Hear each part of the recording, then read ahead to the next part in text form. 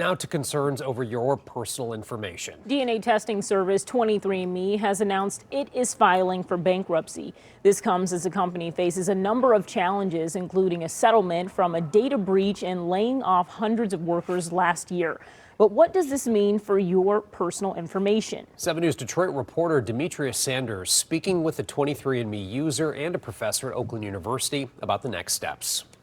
23andMe has collected genetic and personal information from 15 million people, and as the company goes through bankruptcy and customers question what happens to their data next, a professor says this should serve as a wake-up call. That was a surreal moment, and that was all thanks to 23andMe. In 2018, in a search for answers about his background, David Hess, who lives in Lansing, was purchased a 23andMe kit. I was adopted and didn't really have my health history, and I wanted to know more. After sending in a saliva sample, he found more than he could have imagined. A few months after receiving his results, he connected with his second cousin on his dad's side, which created a moment years in the making. I ended up reaching out to her, asking her if she possibly knew who my dad was, gave her some of the names that he went by, and she got back to me and said, yeah, we know who your dad is.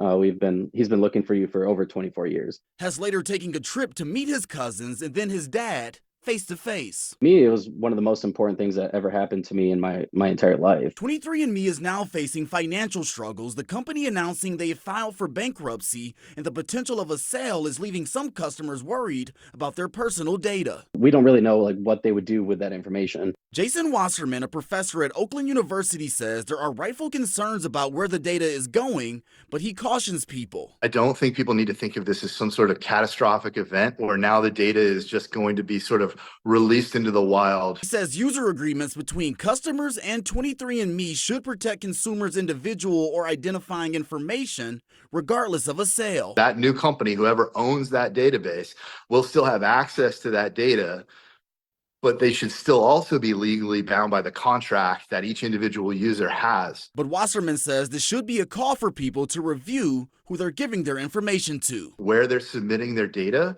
to think about the risks that are inherent in giving your data to a corporation. 23andMe also allows people to delete their information. Hess says he plans on doing so, but doesn't regret using the service. For me, it served a really good purpose. Demetria Sanders, 7 News Detroit.